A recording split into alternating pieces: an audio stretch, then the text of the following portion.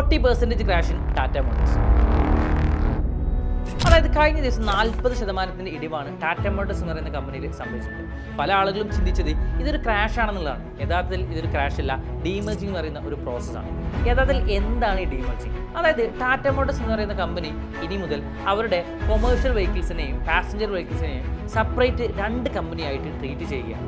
Passenger vehicles എല്ലാം വരുന്നത് നിലവിൽ നമുക്ക് സുപരിചിതമായിട്ടുള്ള ടാറ്റ മോട്ടോഴ്സ് എന്ന് പറയുന്ന കമ്പനിക്ക് കീഴിൽ തന്നെയാണ്. ഉദാഹരണത്തിന് പറയുകയാണെങ്കിൽ നമ്മുടെ EV വെഹിക്കിൾസ് അല്ലെങ്കിൽ JLR വെഹിക്കിൾസ് എല്ലാം വരുന്നത് ഇതിന് കീഴിലാണ്. എന്നാൽ കൊമേഴ്ഷ്യൽ വെഹിക്കിൾസ് എല്ലാം വരുന്നത് TML CV എന്ന് പറയുന്ന പുതിയ ഒരു കമ്പനിക്ക് കീഴിലാണ്. ഇനി ഒരു ഇൻവെസ്റ്റർ പെർസ്പെക്റ്റീവ് നോക്കുന്ന സമയത്ത് 1:1 എന്ന് പറയുന്ന റേഷ്യോയിലാണ് ഈ ഡീമേർജിംഗ് നടന്നിട്ടുള്ളത്. അതായത് നിങ്ങളുടെ കയ്യിൽ ടാറ്റ മോട്ടോഴ്സിൻ്റെ ഒരു ഷെയർ ഉണ്ടായിരുന്നെങ്കിൽ ഇനി TML CVയുടെ ഒരു ഷെയർ കൂടി നിങ്ങൾക്ക് ക്രെഡിറ്റ് ആവുന്നതാണ്. പക്ഷേ നിങ്ങളുടെ ഒരു പോർട്ട്ഫോളിയോയുടെ 40% ഇടിവ് സംഭവിച്ചിട്ടുണ്ടാവും. പക്ഷേ നിങ്ങൾ ഒരിക്കലും പാനിക് ആവേണ്ട ആവശ്യമില്ല.